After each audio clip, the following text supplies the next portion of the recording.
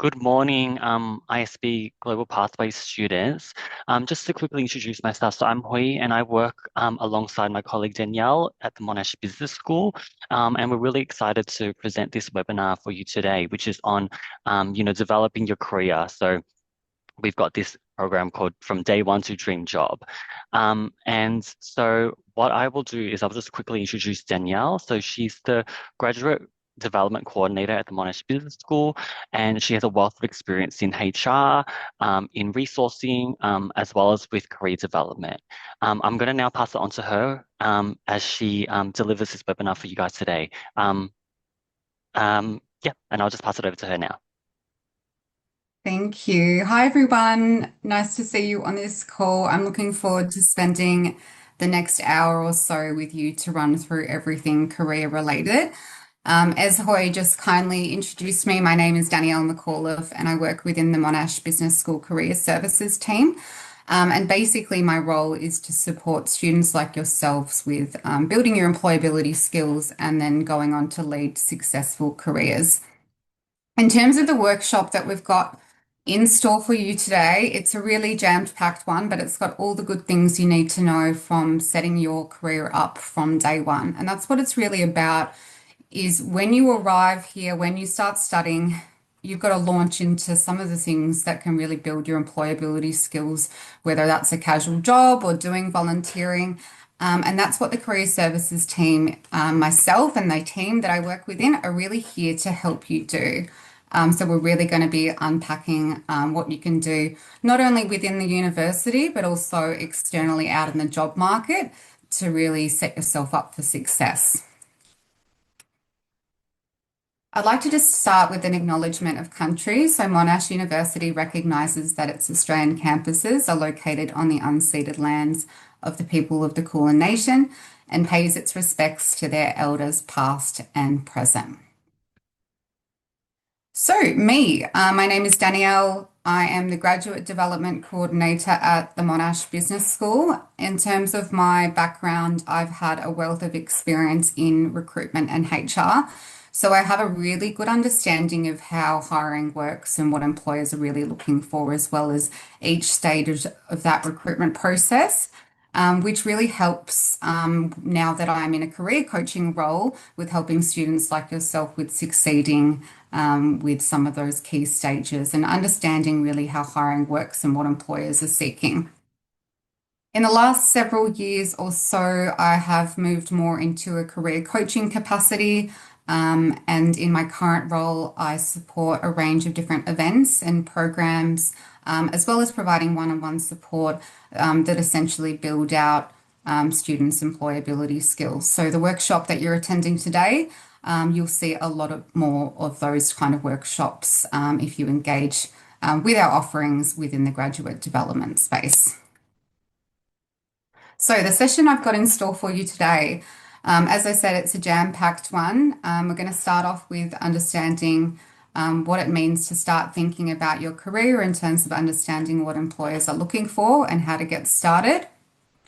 We're going to be talking about all the different ways that you can build out your experience, whether that's from casual employment, internships, graduate opportunities, and volunteering. We're going to be talking about the hiring process. So really unpacking each one of those stages so you understand what the Australian recruitment the recruitment process looks like here. And then we'll be talking about your working rights here in Australia and really letting you know what to expect when you do arrive. And we will be talking about your resume and cover letter tips. And lastly, they're finishing off with helping you understand what different career services are on offer for you. And then, of course, at the end, you can ask me any questions that you might have. So, early career thinking. It's really helpful when we start to plan our careers or maybe some of the activities that we want to do to build out our skills. Just first of all, start with understanding what employers are looking for. So I want you to kind of keep in mind these key 4 areas throughout your academic journey. So first of all, academic achievement. I think that kind of speaks for itself. If you're going to get the most out of your degree, you're going to perform well academically. You're obviously going to learn more, and that's going to make you more employable. So definitely, if you're coming here and really making the most of your degree, performing well academically, you are going to be a lot more competitive for job opportunities, especially when it comes to jobs like internships and graduate roles, which have an extremely competitive recruitment process. Skills. Obviously, we want to build your employability skills. So I will be talking about the programs that we have on offer that aim to do that.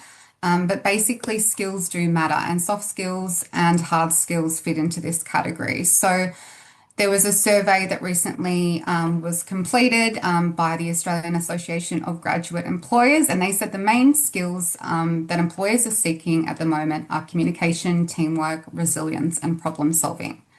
So you can really start to develop working on these skills through part-time work, volunteering, extracurricular activities, and employers will often assess these skills throughout the recruitment process.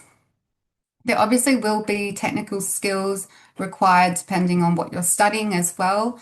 So we will be talking about micro credentials, which is a really good way to build out your technical skill set as well during this session. Work experience. So, work experience is another key area. This really includes paid employment, volunteering, internships, and the more experience that you have, the more employable you are. Now, that doesn't mean, jumping around every 6 months to a different role, because employers also look for something that's called tenure. So, how long you've been in a role for. So, they might see someone being more employable that's actually been in a role for 1 year plus, because that demonstrates loyalty, commitment, and it also leaves you with some really good references, which you can take on to secure your next role. So we will talk about internships in a little bit more detail and casual work that all kind of fit into that category. But ideally, I'd want to see a combination of maybe a casual role, an internship or industry experience, which you can do through your degree by the time that you end up graduating at Monash to really make you a competitive candidate. Lastly, their extracurricular activities. This is really anything you can do outside of your degree. So it might be being involved with a club in terms of maybe helping them coordinate some events. It might include being involved with a program. So it's really anything extra that sits outside of your degree that's not for credit, that you don't get paid for. And it really shows to an employer that you're committed to learning and you're committed to going above and beyond what you need to do. So I want you to really keep in mind these key four areas for throughout your degree with Monash. Okay, so here's some of the steps that I want you to think about as well as you start building out your career. So that first one, exploring the opportunities. From day one, start looking at the job boards. So the job boards that we have are Seek, Indeed. You might even explore opportunities by going to hand your resume out in local areas and explore all the opportunities that are available through your degree. Monash has so much to offer. We'll be talking about the programs within the graduate development team, but that only really scratches the surface as to what programs are really out there that you can be involved with. So explore all the opportunities that are available to you. Secondly, create a plan. It can feel a little bit overwhelming arriving and really not knowing what to prioritize. It's all coming to you at once, adapting to a new culture, a new environment, having to manage your study, and also all these things we're telling you to do that build out your skills and career. So come and connect with the services that are available to you. So course advice is there to help you. We're here as career services team, and we can actually help you plan out your journey, depending on where you're at. So you might be at first year, we could recommend doing some things that would be best in your first year versus your second year. So really let us help you create that plan for you. Representing your experience. So it's all good and well to have great experience. You're ticking all the boxes in terms of what employers are looking for. But if you don't know how to represent that on your resume, your cover letter, or present in an interview, then unfortunately you're not going to be able to secure that dream role. So make sure that your LinkedIn's up to date. Translate your resume and your cover letter to English. Get advice from us on how to make any, changes or edits to really make that looking presentable and ready to hit the job market. Lastly, their experience, as we said before, work experience might look like casual job, it might look like a voluntary role. There's something really important that you should know around experience is that you won't be able to step into the dream role, your professional role related to your degree when you arrive. You will need some local experience. So just keep that in mind. So local experience, and I'm just going to jump to the next slide. It might just look like this. This is what your first role in Australia might look like. So hospitality, you might be working as a waiter or a waitress in a restaurant, or barista or kitchen hand, retail assistant or a cashier in a clothing store or a shoe store. Customer service, so that might be working as reception or administration or even in a call center. Tutoring, if you've got strong skills in a certain area, you might be able to provide one-on-one support to students as well. And I just want to link back to what we said before around what skills employers are looking for. These kind of jobs really build out those soft skills. So don't feel like it's not valuable to work in these industries just because it's not directly related to your degree. It does definitely help you step into that professional role. So this is what your first role in Australia might look like. It's not your forever role. Ideally, we want you to transition into something more related to your degree, but it's just something to keep in mind that local experience is incredibly important before you go and apply for an internship. So, in the next couple of slides, we're really going to be unpacking all the ways you can build your experience. So, we have touched on casual work and part-time role. Now, these are some of the job boards that you might consider setting notifications up. And these are great channels that you can explore casual or part-time roles that align with your career aspirations. I will be sending through the slides after this session, if that's okay. And so you can maybe explore some of these sites in your own time. Now, you could also, like I said before, go and hand resumes around in your local area. For restaurants and smaller size businesses, they tend to be more open to what we call as walk-ins, where you can go and physically hand your resume in. Now, this is a bit of a numbers game, so the more places that you go and hand your resume in, the more likely you're going to get a role. But that's still an approach that does work alongside job searches as well. So if I were you, I'd be setting up multiple different job search notifications. So, you can get alerted about when these when these roles are being advertised that might interest you. Volunteering. So volunteering is what we call giving your time willingly for the common good without any financial gain.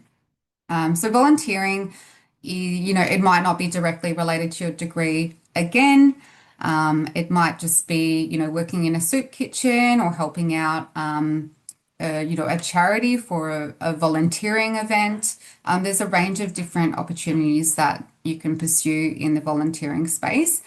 They don't usually offer a huge time commitment, which means it's really easy to juggle alongside your studies and a casual role. You might commit to 3 to 4 hours a week. Really good thing to have on your resume.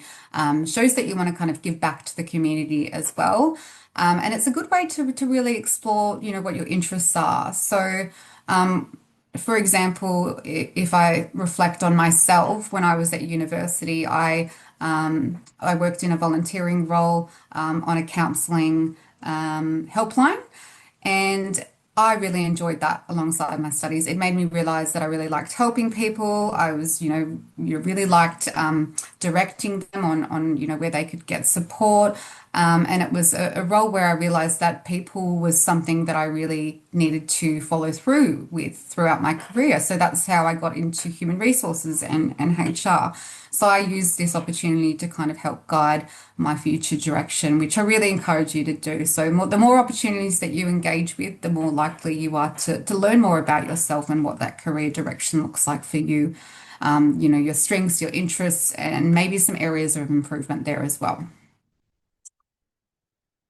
Internships and graduate roles. So I might just give you the breakdown in terms of what internships and grad roles are to begin with. So we have internships that are suitable for students in their first year or penultimate year.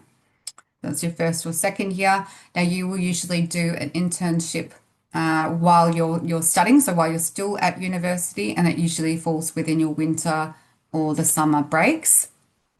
Now, as an international student on a student visa, you will have the flexibility to work full time to be able to commit to completing internships. And there are some job sites there that typically advertise these. Now, internships are competitive. They're usually 4 to 12 weeks. They can be project based, and obviously, and often give you a really good insight into the industry or function you might want to work for. So, for example, you might be able to get an internship that's a bit more related to your degree. In finance or business, whereas I guess casual and volunteering work, it might just be a little bit outside of that space. Graduate roles is probably what comes a little bit later in your degree. So in your final year, you'd be looking for graduate level roles, and this pretty much sets you up with ongoing employment beyond the completion of your degree.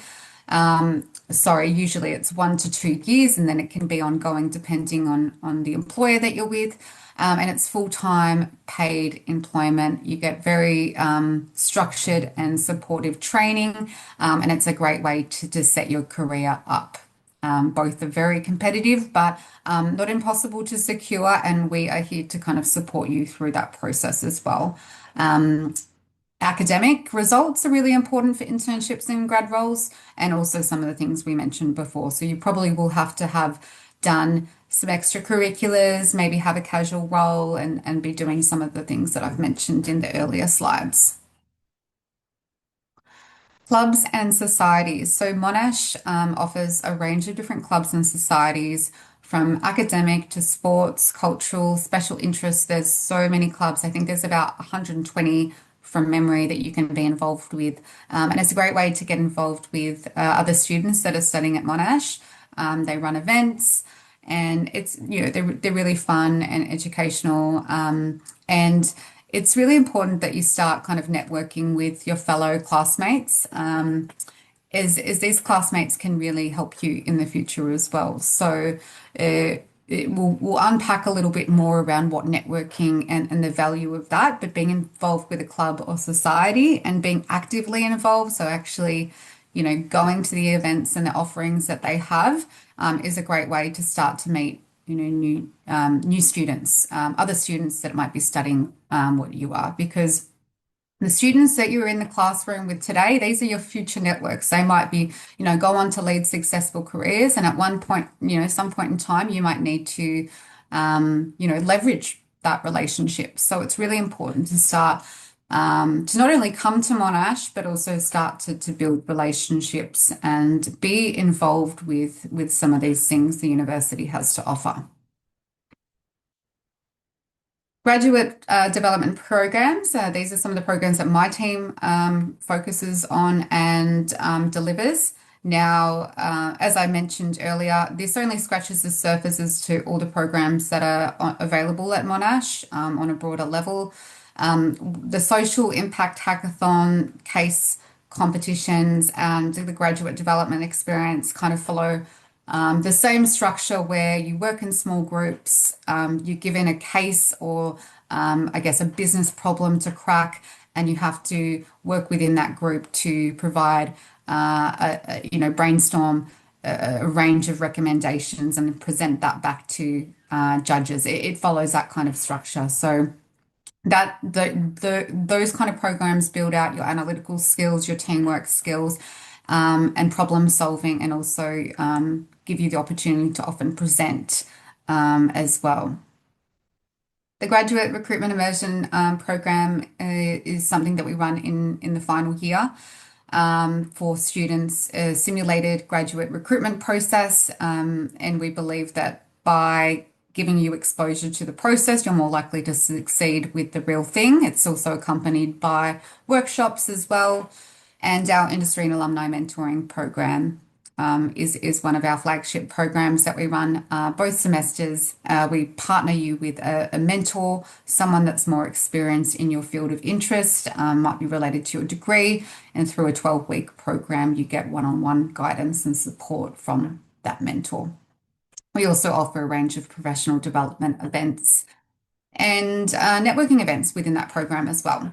But each program has different eligibility, and we recommend it based on what you're in. So come in for a career check-in with myself, and we'll make sure that you find out what's going to be the best fit for where you're at the moment.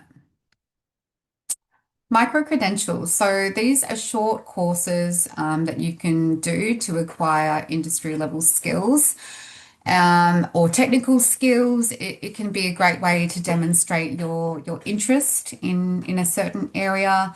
So let's say you're interested in data analytics and you're applying for an entry level data analytics role. Doing some short courses in this area will show to an employer that you're really invested in learning and developing, and you have an invested interest in that space. So lots of different videos to choose from, lots of different platforms there. You can explore these, and it is a great way to fill in any skills gaps that you might have. So definitely, explore these offerings as well. So we give you an account with LinkedIn Learning and Forage internships as well as part of being a Monash student. So lots to explore there. Okay, so the next couple of slides, we're going to be talking about understanding how hiring works. So this is what a typical Australian recruitment process looks like. As you can see, it's got several stages. Now, the process might vary for the likes of an internship or a graduate role, or might vary from company to company. Sometimes for these kind of opportunities, they might include a psychometric testing stage where you have to recognize patterns or complete numerical reasoning tests or verbal. And sometimes they can include an assessment center stage as well. So that's for the internships and grad roles. But typically speaking, it'll follow this process. So exploration and search. That's obviously when you're utilizing those job boards that I showed you before to really identify suitable opportunities to apply for. The application process, this is where you apply with your resume and your cover letter, hopefully tailored to that particular role. You might answer and respond to a series of application questions that the hiring manager uses to assess your application, the video interview, and the phone screening. So a video interview is typically when you need to record a response to an interview question.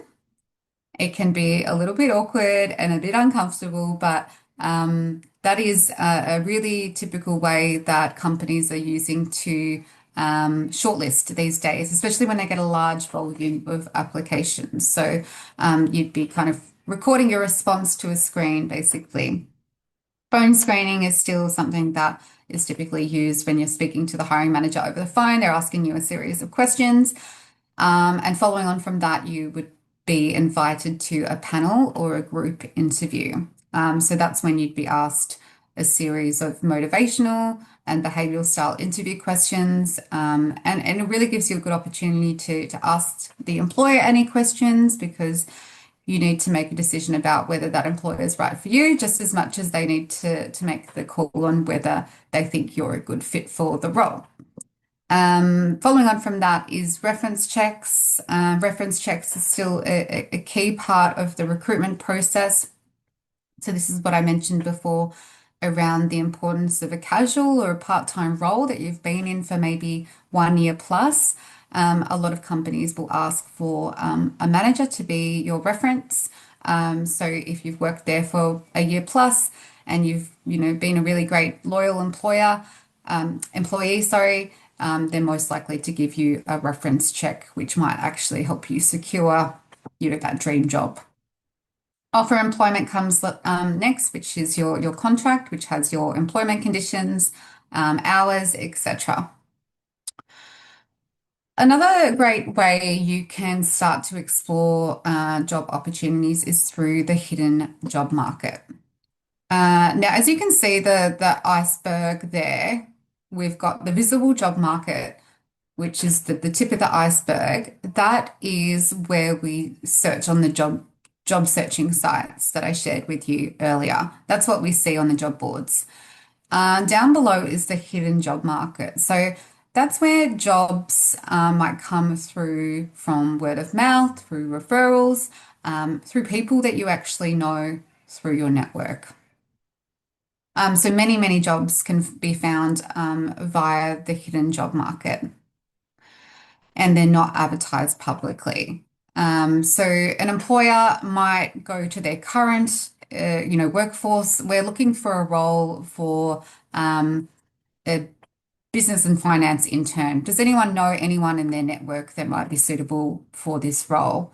And those employers might then, ask the likes of you, if you know them, if you're interested in that role. So that's quite a common way to recruit. They assume that good people know good people. So it really kind of emphasizes the value of networking and doing that early on. So being a part of the clubs, getting involved in the events. So these are some of the ways that you can tap into the hidden job market. So ask friends, family, or former co-workers if they know anyone that might be helpful. If you are kind of new to the country and you're not too sure on who you might be able to leverage in this space, it's really important to be involved and say yes to as many opportunities like volunteering roles, leadership roles, student committees, clubs, casual roles. So you start building up that network of friends and maybe people that you can potentially ask if there's anyone they know that might be helpful to meet. You could also attend industry events or career fairs, get involved with our alumni panels. Student societies and meetups are all a great way to start meeting people. When you meet all these people, it's really important that you're representing yourself on LinkedIn and making sure that your profile's up to date. This is what we call building your personal brand online. So making sure that it represents you in the best possible light. So when you're making these connections as well, make sure that you're connecting on LinkedIn. You want to be connecting with them after you've got an up-to-date LinkedIn profile, because you want to kind of impress them and continue to build out your network. So really make sure that that is up to date. Following on from that, if you felt comfortable or confident, you could even take it one step further and start to request short, informal chats with professionals to learn more about their career paths and companies. This is a strategy I really do recommend for international students. And I can often help you with mapping out this strategy, in a consult or a career check-in. If you come see me, we typically recommend connecting with alumni or experienced professionals that have graduated from Monash University. And most people are really open to having conversations and helping guiding, young students like yourselves, with their careers. So if you follow that strategic suggestions I've just talked through, then jobs might actually come to you. So you might get, someone tapping you on the shoulder about a job opportunity that's available within their workplace. So, in the next couple of slides, I'm going to be talking about working in Australia as an international student, just some things you need to know about your working visa and Fair Work and some of the conditions to expect in the Australian workforce. So first of all, your work limitations under your student visa, which you'll most likely be on, which is your subclass 500, is 48 hours per fortnight during study periods. So this means you're most likely searching for part-time employment. Sorry, not most likely. You will have to search for part-time employment. Now, your hours that you can work are unlimited during your official semester breaks. So that's your summer and your winter breaks. So looping back to what I was saying before about internships, you will be able to pursue internships on this visa because they typically fall in the summer and winter breaks. They usually are full time. So just keep that in mind. Volunteering and unpaid work is permitted, and it's not contributing to that 48 hours a week because it is voluntary and unpaid. So you can do, your 48 hours per fortnight in a casual role alongside your voluntary position. However, it is important to look into anything regarding work placement, industry placement, as this can sometimes contribute to that 48 hours during the fortnight. So, just some tips around fair work protections. So, as an international student, you have the same work rights as any other worker in Australia.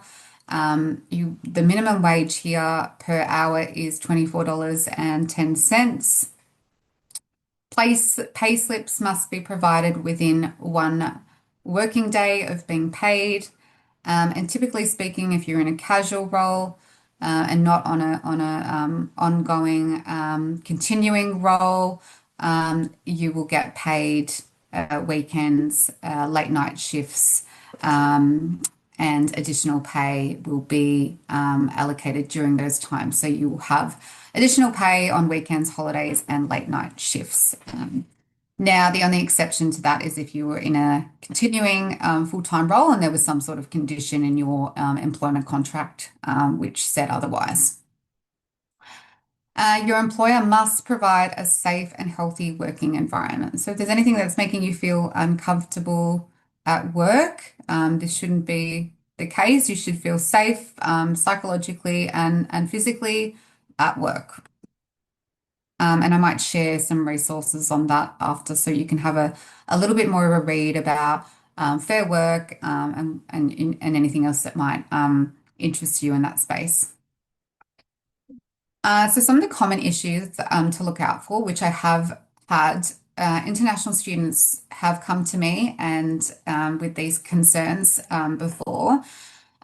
So first of all, being underpaid or paid in cash. So, that shouldn't be happening these days. And without a pay slip, you should always have a pay slip. Being asked to work beyond your visa conditions. Companies, if they do this, they can get fined and you can get in trouble as well. So really try to stick to what your visa conditions allows.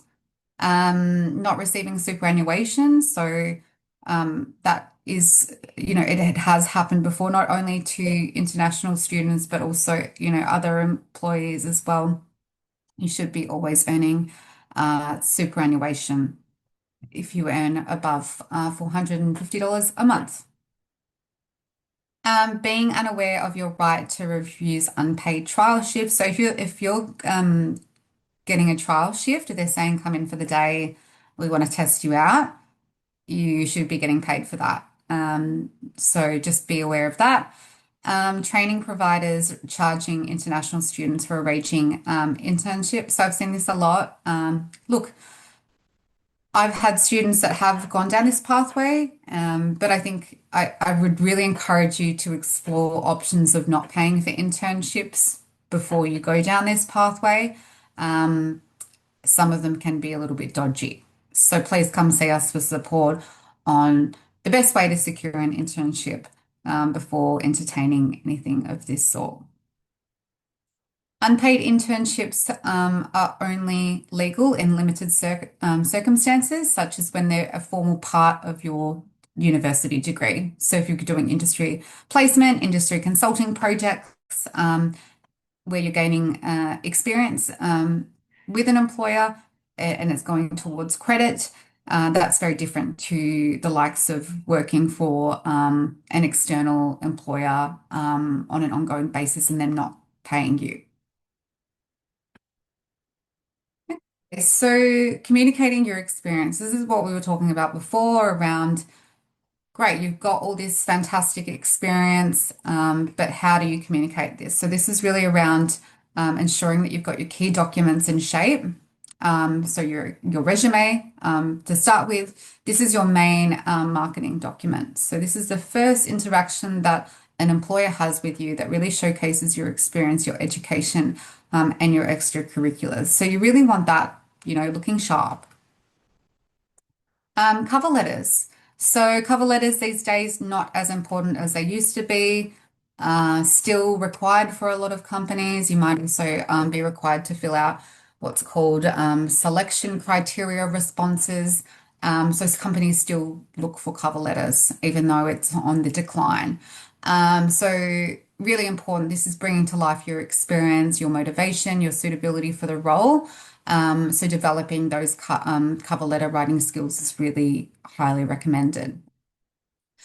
Now, you can use AI, you can use ChatGPT to help you with an overall cover letter structure, but it's really important that you go into specifics about your experiences. So, employers can really tell if it's a generically drafted ChatGPT cover letter.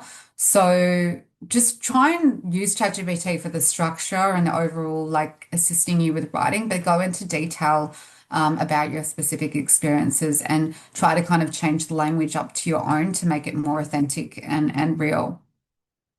LinkedIn profile, we want that to be uh, mirroring your resume. We don't want an employer to jump on your LinkedIn page and it be completely different to your resume. We want it to be representing all the skills, knowledge, and experience that you've got on your resume. So make sure if you're putting that, like hyperlinking it, your LinkedIn URL on your resume, make sure that it looks like your resume experience and it's not different. Because that's a common experience that employers share is that they go on and they get really confused about someone's experience because it's quite different. Cool. So next slide, we're going to be unpacking resume layout. So just up the top there, we want you to include your name, your contact number, hyperlink your LinkedIn page. You don't need your address anymore. It's not really necessary for them to know that, but make sure that you've got your contact details there. Career summary, it sits up the top. It's a short summary that outlines your skills and experience and a high level overview of why you're interested in the role that you're applying for. This is a great opportunity to tailor to the role that you're applying for. So don't just write like something that's really generic. Make sure that you're understanding what skills that role's looking for and mirror that in your actual resume. These days, employers use systems called ATS systems, and it can pick up keywords in the advert and keywords in your resume. So if you try and mirror the advert as much as possible in terms of the language that they use and the skills that they're looking for, then you're more likely to progress to the point where a person is looking at your resume. Now, the next section should be showcasing your education. Monash University is a very prestigious university to attend, so we want to make sure that's on the first page so the employer can see that. Pop in your GPA and your WAM if it's above 3 for a GPA, above 70 for your WAM. High school can go on there. Look, controversial, but you can include it if you think it's helpful.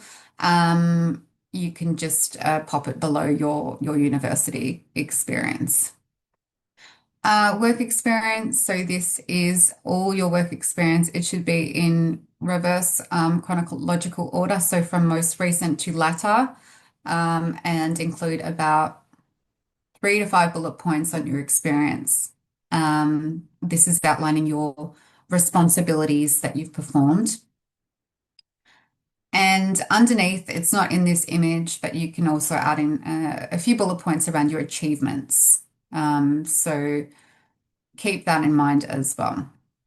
Next, on your second page, you might add a volunteering experience section similar to your work experience. You want the title of what role you're in, the company, the key dates, and several bullet points to really describe what you did in that role. Extracurricular, this might be your club involvement. So for this particular resume, they were part of the marketing club member. They put the dates that they were involved with that and through Monash University. And then they've popped in a few bullet points there of what they were involved with. So networking events and supporting in that kind of sense. You can also add in programs, short courses that you've done, micro credentials, any kind of volunteer work or leadership roles that you've had within the extracurricular space as well. Technical skills, I recommend putting your technical skills in this section on your second page. And also references can be provided upon request.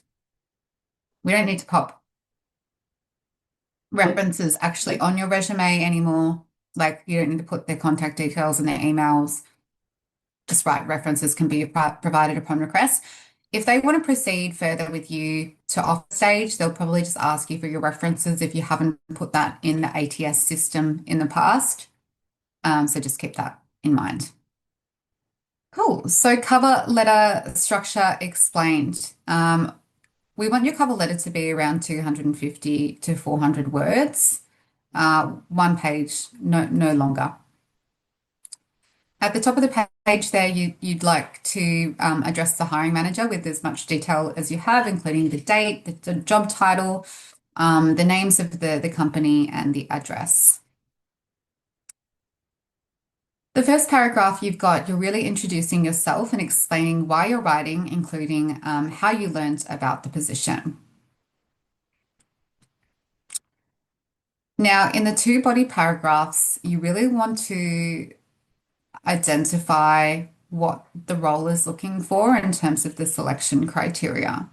So you'll find this on the advert or the job description and pick out 2 experiences that you feel like you can go in depth with that really highlight the skills that this role is looking for.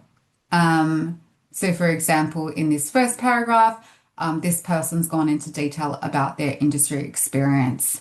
They've talked about what the experience sparked in terms of passion, and how it actually links to the role at Reese. So you want to use actual examples of experiences that are relevant to the role and highlight your achievements with actual evidence. In the 2 body paragraph there, this person's talked about their industry consulting experience and how they led a team developing a marketing strategy. So obviously for this one, 2 key experiences that highlight multiple skills that are relevant for the role. That's what we want to be focusing on within their body paragraphs. It really kind of follows that essay-like structure. We've got the introduction where you're introducing yourself, why you're interested in the role, the 2 body paragraphs where you're trying to convince the reader about why you're a good fit for the role. And then that conclusion is demonstrating your interest in the organization. So that's where you want to maybe demonstrate a bit of research that you've done and link your own values to what the company has to offer with their culture. And as I've mentioned, we can help you with this. So please come and see us for any cover letter or resume related support.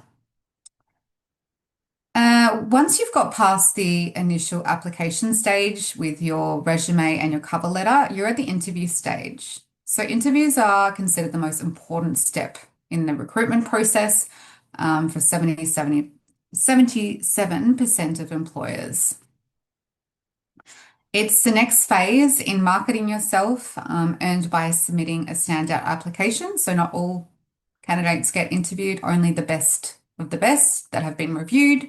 Someone's made a decision that you're worthwhile meeting, and your experience is only as valuable as as your ability to communicate it effectively. So, good thing is, interviewing is a skill that you can improve over time. And strong responses come from practice, reflection, and preparation. And employers really value candidates that know the role and they understand the company and they can also ask thoughtful questions. So they really research the brief, and they're asking impressive questions to make the decision about whether the role's right for them. Luckily enough, we have a mock interview service within the graduate development team that simulates an interview experience, and that's really designed to help you succeed. Communicating on LinkedIn is another important point or a platform that you need to have your experience up to date and showcased. Now, I'm not going to go through all of these key areas, but these are the things that I'd like you to include in your LinkedIn page. I will be sending the slides through afterwards and make sure that you're kind of ticking off all these key areas. To kind of see this come to life a little bit more, this is like a student that has done a really good job of having a professional photo, having that background photo looking, really nice and sharp. Good title there, marketing specialist at 40 Winks, has mentioned their certification as well. So this is someone obviously that has graduated. For you, it might just be a master's student studying X degree, interested in area, currently employed as your role in that kind of breaking it down in that kind of way.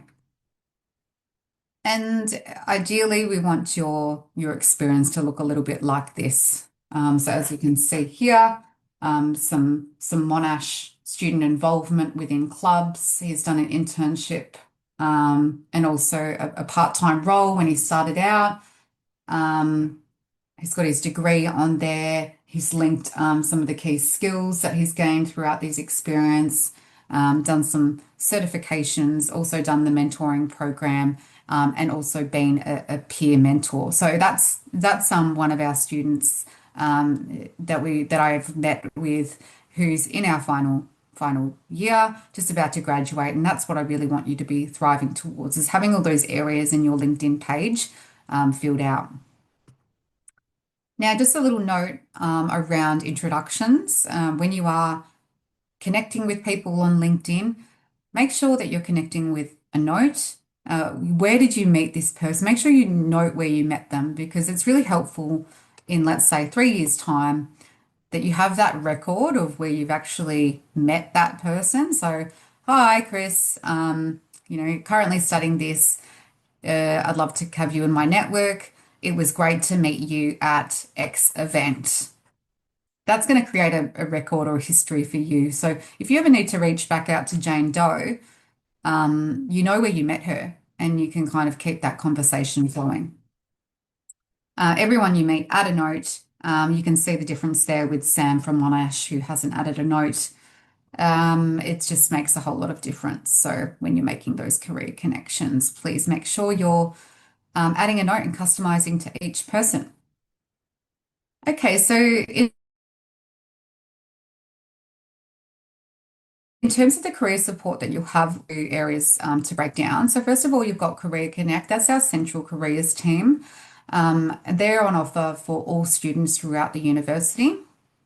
And what they offer is group-based sessions, how-to workshops, employability modules, and leap into leadership modules. You've also got graduate development. Now we are dedicated to the business school, only service business school students. Our events are more focused on specific professional industries or areas that you might be studying.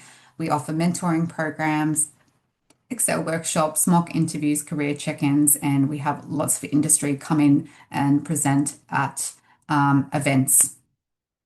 You can find out more about what we do via our Career Hub platform. You will need to have, your Uni Hub student logins to access this. It's not publicly facing. So, you can explore everything that we've got to offer on this platform. Cool. Well, that is just about it for me for today. I know we ran through a lot, so thank you for being involved with the session. I hope you found it valuable. I'd love to open it up to anyone on this call for any questions that you might have for me.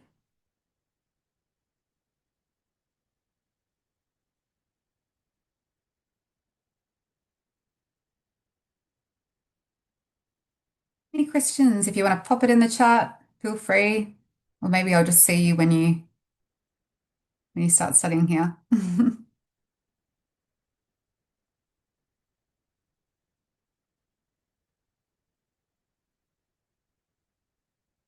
Any questions?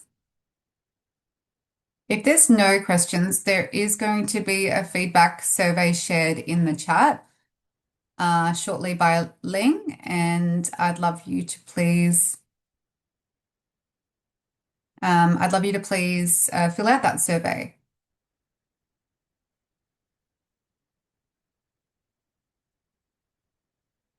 There we are. Sorry. So scan here to give your feedback. All right. Well, if there's no final questions, I will leave this screen up for you to scan and give your feedback. But otherwise, I will let you all go. If there's nothing else from Ling that she would like to share before we finish up, thank you all again for joining me for the session. I hope you found it informative, and I look forward to supporting you more from a careers perspective when you start studying with Monash.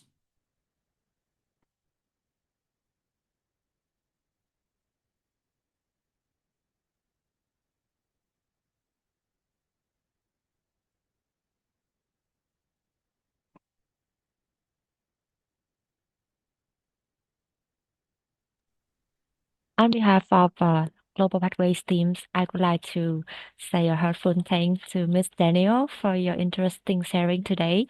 And we hope to see you and all of the students in the future events with us.